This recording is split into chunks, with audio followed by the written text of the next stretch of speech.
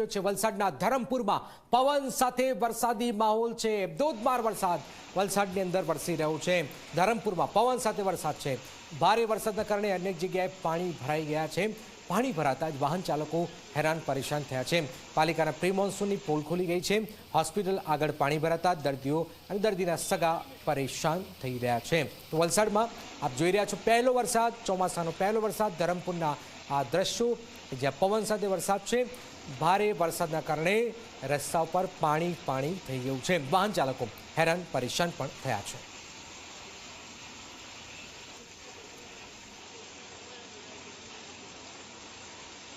जाता है हर साल बारिश के टाइम पे। ये सामने मेरा पार्लर है, इधर फैमिली सैलून, तो हमें भी बहुत दिक्कत होता है, हमारे कस्टमर को बहुत दिक्कत होता है आने जाने में। गाड़ी पार्किंग का भी बहुत समस्या होता है यहाँ पे। बस यही समस्या यहाँ पे है, ये पानी जल्द से जल्द इसका समाधान हो जाए तो हम लोगों के लिए अच्छा है।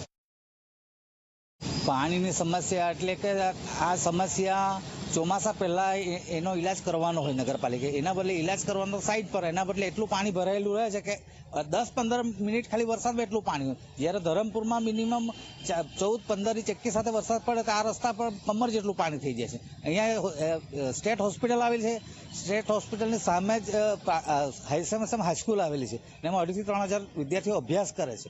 અહીંયા મોટું શોપિંગ સેન્ટર આવેલું છે, એટલે 24 કલાક આ અવર જવર વાળો રસ્તો છે અને આ રસ્તો બંધ થઈ જાય એટલે ખૂબ જ મુશ્કેલી પડે। ઇવન કે ઇમરજન્સી પેશન્ટો પણ અહીંયા આવતા હોય, એને લાવવામાં પણ ખૂબ જ તકલીફ પડે છે।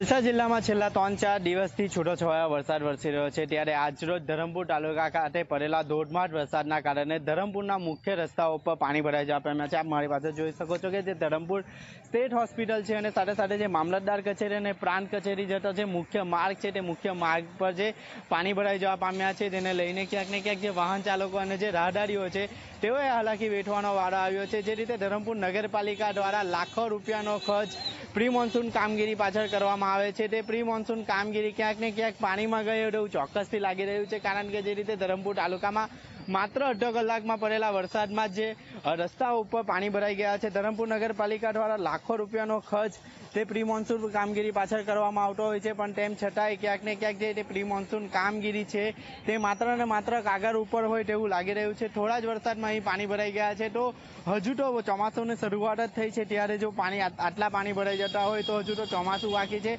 તો ધરમપુર નગરવાસીઓએ કેટલા જે પાણીમાંથી જવાની અને કેટલી હાલાકીનો સામનો કરવો પડશે એ જોવું રહ્યું। અને જે ધરમપુર નગરપાલિકાના જે સત્તાધીશો છે તેઓને જે નગરજનો છે તેઓ દ્વારા વારંવાર રજૂઆત કરવામાં આવી છે, તેમ છતાંય કોઈ પ્રકારનું નિરાકરણ ન આવતા લોકોમાં રોષ જોવા મળી રહ્યો છે।